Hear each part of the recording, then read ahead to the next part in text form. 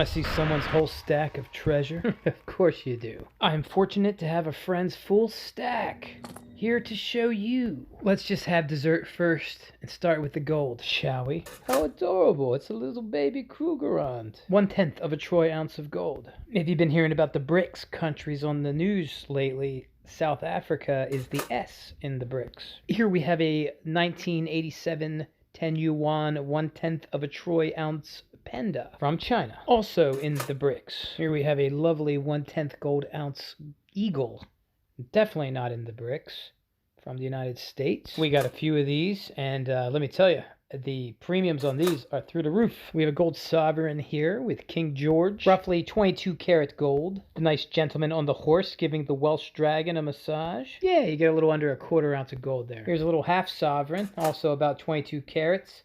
A little bit over 1/10 of an ounce of gold. Its content is 0.1177 troy ounces. Yeah, I forgot to mention these little 1/10 gold eagles are about 22 karat as well. 0.9167 purity for the eagles and the sovereigns. Ooh, a 1/4 ounce eagle. Things are starting to get a little chunky. You can really feel that weight start to pick up. Yeah, so these are really nice, airtight like they are. You get a SHTF, you are good to go.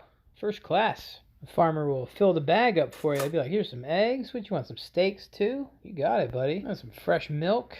Maybe a date with his daughter? Oh, here we go. A 1/10 ounce Canadian maple leaf. 0.9999 gold. The light just cartwheels off of those little grooves. What do we got here? Looks like one Ducat, or Ducat, from Austria. It's got the two-headed eagle on the back. 0.1106 troy ounces of gold with a purity of 0.986. Yeah, that's 23.75 carats. You don't hear that number very often. A wonderful variety, a very diversified stack of gold. As different as some of them may be, they come together nicely with these uniform airtight cases in this tube. It's a mighty fantastic consolidation here. So what do we have in the mints container? I see gold. Looks like there's a Bitcoin in here. Not a Bitcoin, a big coin.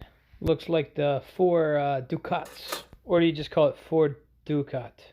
I don't know how you say it plural. So this one contains 0.4438 troy ounces of gold with the same purity as the other one. 0.986 purity, which is 23.75 carats. These are nice.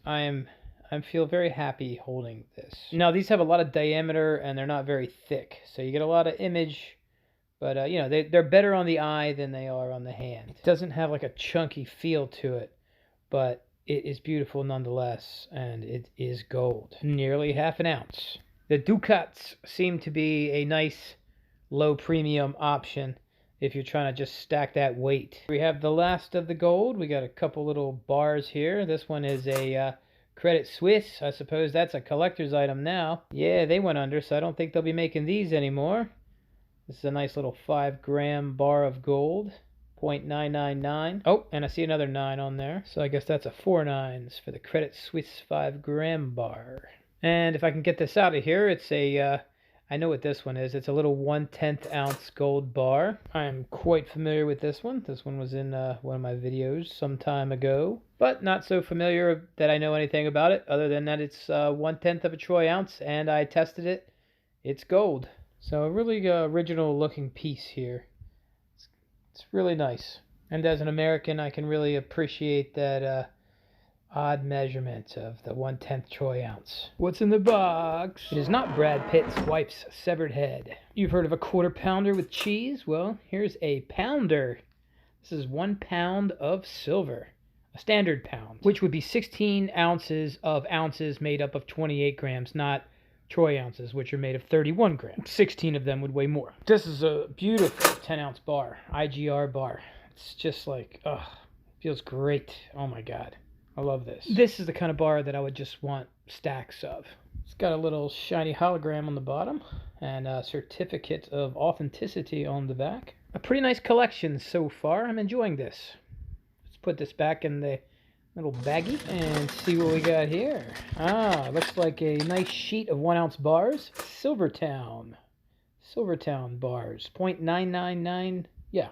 That's it, just 3 9s. I like the donkey and the miner logo. It's pretty cool. A reminder that hard work goes into these making it, mining it, buying it, all takes work. Much more work than it takes to just add digits to a computer, which should give you a peace of mind when holding silver. This is a 10-ounce Acer Nadir silver bar. I like these too, very similar to the IGR style. Acer Nadir is from Turkey. They were still producing bars during COVID, while other places were not. Alright, so if you're familiar with my channel, you know I really enjoy me some generic silver rounds. I try to stack that weight. I don't really care about high premium stuff too much.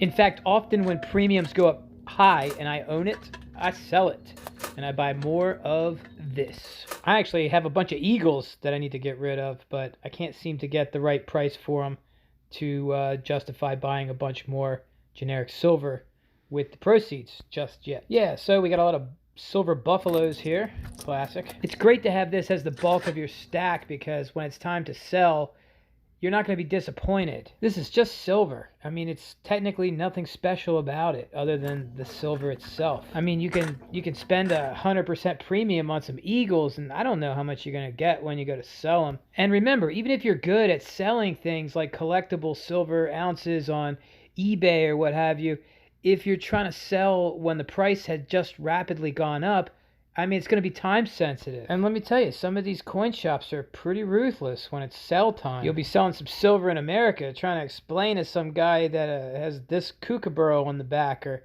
this panda bear on it, and they probably might not want to hear that or care. They're gonna test it to see if it's silver, and they're gonna weigh it, and that's it. Now, I will say the market is changing, and people are recognizing different coins, but I just would not count on that. Now, if you go into a local coin shop and they have these generic silver rounds, ask them how much they are, and then ask them how much 10-ounce bars are. If the price per ounce is the same, I would get the smaller denominations because they are more liquid. Plus, it gives you more maneuverability. You don't have to sell everything all at once, for instance, when it's time to sell. You may not want to sell 10 ounces or 100 ounces. So why lock yourself in those bigger positions if you're not getting a discount per ounce? People do many things for many reasons. I understand that. I personally just try to take the best deal when it's presented to me, regardless, if I like the bar, it doesn't matter. I still take 10 little generics if they're the same price. I let the deal dictate my stack, which is what this stack looks like. I'm enjoying it. It's very practical looking. Jeez, there were times where I just bought like a whole bunch of junk silver because it was a good deal. I could get it so close to spot. And now apparently like everybody wants the stuff. Some people are selling it for like $28 face. So what seems unwanted today may be wanted.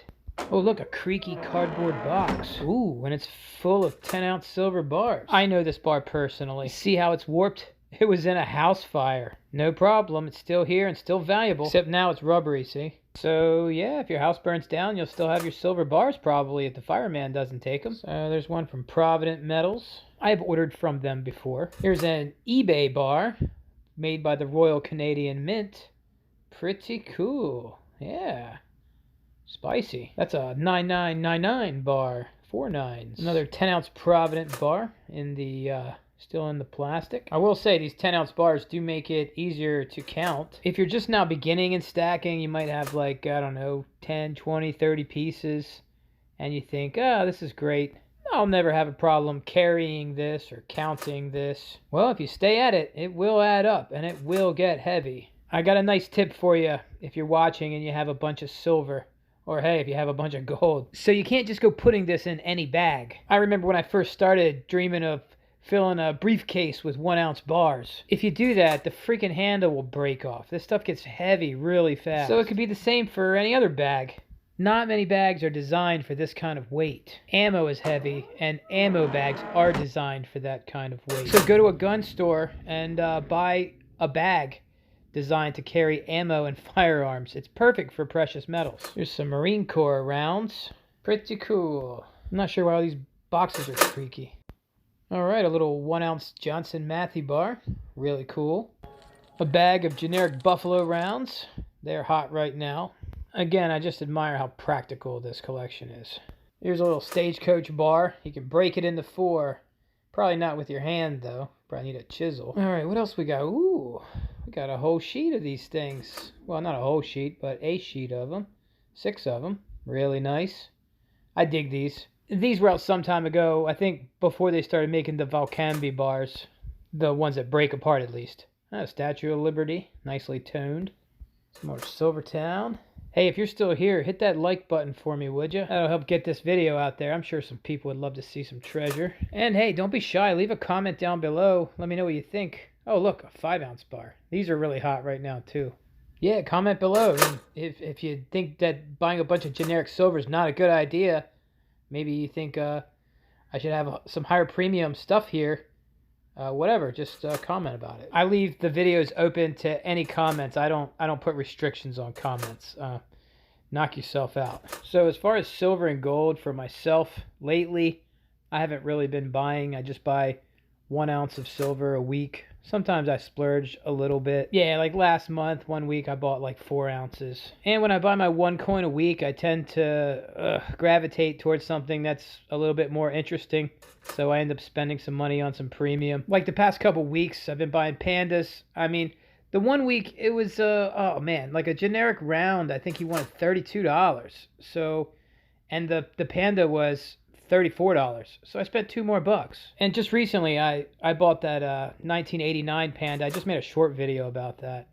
That was, I got that for $50. And it sells on AppMex for like $89. Still, I mean, I guess maybe I'm spending a lot more when I buy the 1 ounce of silver a week. It's just hard to buy just a generic when you're buying 1 round. Now, if the price falls back, oh man, I've been saving cash. I'm gonna fire some cash at it. And if the price just keeps running up from here on, I mean, honestly, I'm probably gonna be selling some. It just depends on how fast the price spikes up. I mean, gold's had a bit of a run, and I think it just needs to digest some of these gains before it proceeds onward. So, I don't know. It went up pretty substantial in a short period of time, so I unloaded a little bit. At the same time, I'm thinking about what kind of gold am I going to consistently buy, and I'm thinking about buying a 1/4 ounce a month. So I guess in a nutshell, I believe in silver and I believe in gold, but if the gains happen really fast and far, I got to let a little steam out of this engine and sell some off. And the same thing, if it goes down really quick, well, I'm going to fire the cash reserves at it. I'm going to just light that dry powder on fire. I believe in this stuff, and I'll always be collecting it and saving it. But at the same time, this is Thousandaire Radio, not Silver Air Radio or Gold Air Radio. I'm using this stuff to make my life better. I'm not dealing in any absolutes here. I'm letting the terrain decide how I move forward. And what works for me may not work for you. Sometimes when I'm buying or selling, it's based upon balancing my portfolio. If I have a glut of gold compared to everything else that I own, and the price has spiked up recently, and I sell some off, and then everything's back into proportion.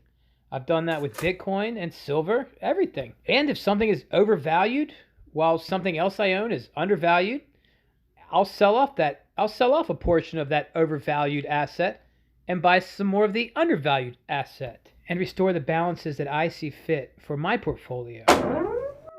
If you enjoyed content like this, please like, comment, and subscribe. All of that helps support the channel, and I will deliver you more. Thanks again for watching. Later.